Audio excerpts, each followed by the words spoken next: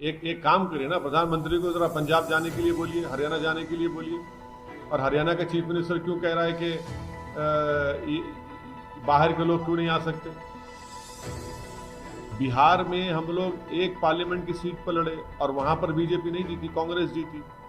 और पूरे सीटों पर, माँ बाकी सीटों पर एनडीए कामयाब हो गई। तो हमको बताइए, ये कांग्रेस आरजेडी वाले बाहर के लोग क्यों नहीं आ सकते।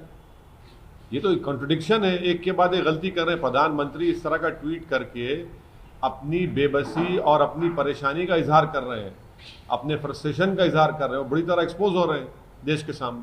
सर, आपने एक ट्वीट किया है बिहार इलेक्शन को लेकर और ये सब चीजें, क्या कहना क्या चाह रहे हैं? कहना हम यही चाह रहे हैं कि जब कभी भी इलेक्शन आते हैं और हमारी पार्टी इलेक्शन लड़ती है, डेमोक्रेसी में हम लोग भरोसा है और डेमोक्रेसी को मजबूत करने के लिए हम इलेक्शन लड़ते हैं और अपने हकूक़ को हासिल करने के लिए, अपने राइट्स को हासिल करने के लिए। तो अचानक ये सेकुलर पार्टीज जो अपने आप को सेकुलर कहती हैं मगर प्रैक्टिकली नहीं है, वो हम पर इल्ज़ाम लगाते आए हैं कि बी टीम है, फलां टीम है। हर डेटा इस बात को प्रूव करता है कि एमआईएम के कंटेस्ट करने से बीजेपी को फ़ायदा नहीं हो रहा है, बल्कि एमआईएम को फ़ायदा हो रहा है। और सेकुलर पार्टीज झूठा इल्ज़ाम लगाती हैं, एम्पिरिकल डेटा है। बिहार में हम लोग एक पार्लियामेंट की सीट पर लड़े और वहां पर बीजेपी नहीं जीती, कांग्रेस जीती। और पूरे सीटों पर, माँ बाकी सीटों पर एनडीए कामयाब हो गई। तो हमको बताइए, ये कांग्रेस आरजेडी वाले, तो भाई आप क्यों नहीं हरा सके बीजेपी को वहां पर। हम तो एक ही सीट लड़े, महाराष्ट्र में हम एक सीट लड़े, औरंगाबाद में। वहां पर इम्तियाज जलील ने 22 साल के एमपी शिवसेना के को हरा दिया। और फिर कांग्रेस एनसीपी शिवसेना के साथ गोद में बैठ गई है, पावर शेयर कर रहे हैं। वो क्या सेकुलरिज्म है? आप मंदिर निर्माण के लिए आप ईंट भी जाते हैं, वो सेकुलरिज्म है? ये सब इनकी हिपोक्रेसी है और देश इसको देख रहा है। और मुझे यकीन है कि अब के बार बिहार के इलेक्शन में बहुत अच्छा रिजल्ट आएगा। और इनका सेकुलरिज्म, एक इनका हिपोक्रेसी है, बुरी तरह एक्सपोज हो चुके हैं। बाई इलेक्शन हम जीतते हैं, वहाँ बीजेपी को हराते हैं किशनगंज की। तो ये इनकी बौखलाहट है और दिक्कत आ रही है। सर, आप हमेशा बीजेपी को रोकने की बात करते हैं। बिहार में आप कर सकते थे, बीजेपी को रोकने का आप कर सकते थे, कुछ पार्टियों से हाथ मिला सकते थे, गठबंधन कर सकते थे। लेकिन आप जिस तरह से लड़ रहे हैं, आप पे ये आरोप लग रहा है कि आप बीजेपी को चलिए, अरे हमने तो एक बिहार के एक बहुत बड़े लीडर के साथ, उनकी पार्टी के साथ हमने गठबंधन किया है। यूनाइटेड डेमोक्रेटिक सेकुलर अलायंस, हमने देवेंद्र प्रसाद यादव साहब हमारे कन्वीनर हैं। ये वो आदमी है जो कर्पूरी ठाकुर के लिए अपनी सीट छोड़ दिया था, 5 टर्म के एमपी है। हम उनके साथ, चलिए आज आप हमसे करिए। आप तो हमसे बात करने को तैयार नहीं है, मगर हम देवेंद्र प्रसाद यादव साहब के साथ अलायंस किए हैं। और हमको पूरा यकीन है कि बिहार की जनता हमको अपनी मोहब्बत से और अपने भरोसे से नवाजेगी। और आप देखते रहेंगे कि हम कैसे आगे बढ़ेंगे। सर, बिहार चुनाव ही वजह है कि आपने मथुरा का राम मंदिर का पटाक्षेप हो गया?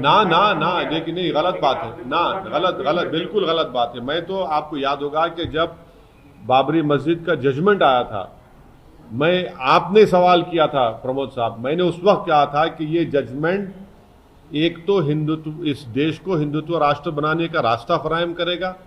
मैंने ये भी कहा था कि इस जजमेंट के बाद बहुत से पुराने इश्यूज खुलेंगे, जिसमें काशी और मथुरा का, और सच साबित हुआ मेरा बात बोल रहा हूं।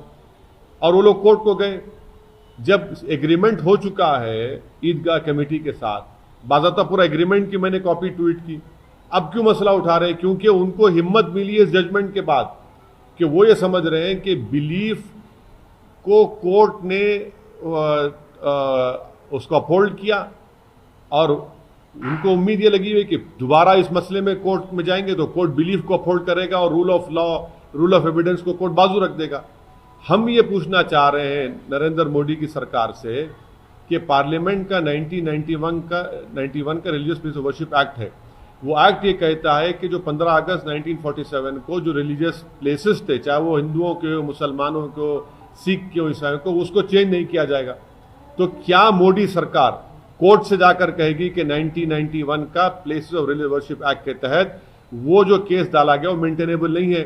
और राम मंदिर, बाबरी मस्जिद के केस में सुप्रीम कोर्ट की बेंच ने उसको बेसिक स्ट्रक्चर से जोड़ा है इस एक्ट को, तो क्या मोदी सरकार खुले अल्फाज में कहेगी या नहीं कहेगी, या फिर वो फिर इसी तरह से इस इशू को उठाएगी अपनी सियासी रोटी सेकने के लिए? सर आप भी तो सियासी मुनाफे के लिए इस इशू को उठा रहे हैं। नहीं, बिल्कुल नहीं। मैं तो 1991 एक्ट को सामने रखकर कह रहा हूं। मैं तो सुप्रीम कोर्ट के जजमेंट के बाद मेरी पहली प्रेस कॉन्फ्रेंस में मैंने इस बात को कहा था कि ये मसले उठेंगे, और मैं सच साबित हो रहा हूं।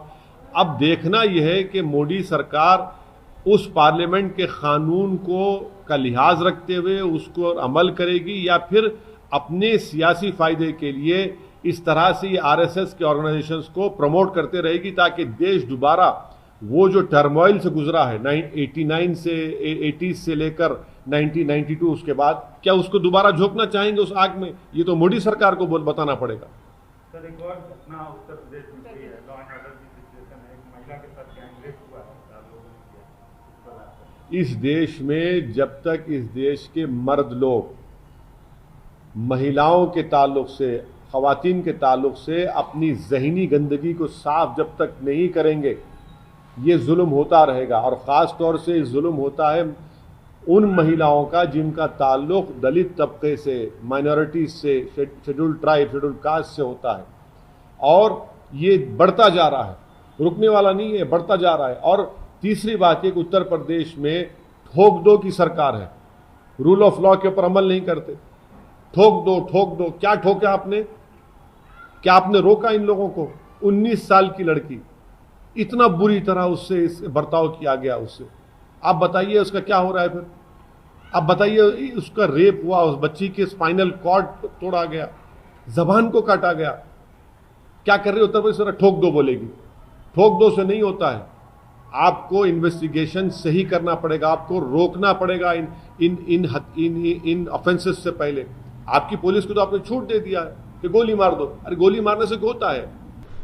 इसके लिए बहुत जरूरी है कि कानून का डर ऐसे शैतानों के दिलो दिमाग पर पैदा होना जरूरी है। इनको कानून का डर ही नहीं है, क्योंकि उत्तर प्रदेश की सरकार ने कह दिया कि ठोक दो। ये ठोक दो की पॉलिसी इन वाकयात को नहीं रोक पाएगी जब तक कानून का डर नहीं पैदा होगा। आप बताइए कि मध्य प्रदेश में एक डीजी लेवल का ऑफिसर, उसका वीडियो वायरल होता है, वो अपने घर में अपनी वाइफ को पीटता है। अरेस्ट क्यों नहीं करते उसको आप? कि बोले कंप्लेन करो। कंप्लेन क्यों करेंगे? जब सारी दुनिया ने उसको वीडियो देख लिया तो कंप्लेन की जरूरत है सरकार को। और चीफ मिनिस्टर कहते हैं कि भाई हम उनको ड्यूटी से रिलीव कर दिए। रिलीव कर दिए? जो पुलिस जिसकी हिफाजत करना है वो अपने घर में अपनी बीवी को पीटता है। क्या कॉन्फिडेंस क्रिएट कर रहे हैं महिलाओं में आप? और उत्तर प्रदेश में तो आपकी ठोक दो की पॉलिसी है। तो ये बहुत जरूरी है कि पुलिस और कानून का डर उस वक्त पैदा होगा जब ये ठोक दो की, एनकाउंटर की पॉलिसी खत्म होगी। जब तक आप एनकाउंटर ठोक दो करते रहेंगे, इन लोगों में क्या डर पैदा हो रहा है? शमशाबाद में आपने ठोक दिया, मोइनाबाद में इंसिडेंट हो गया। तो इन पुलिस का और कानून का डर उस वक्त पैदा होगा जब रूल ऑफ लॉ पर इंप्लीमेंटेशन हो।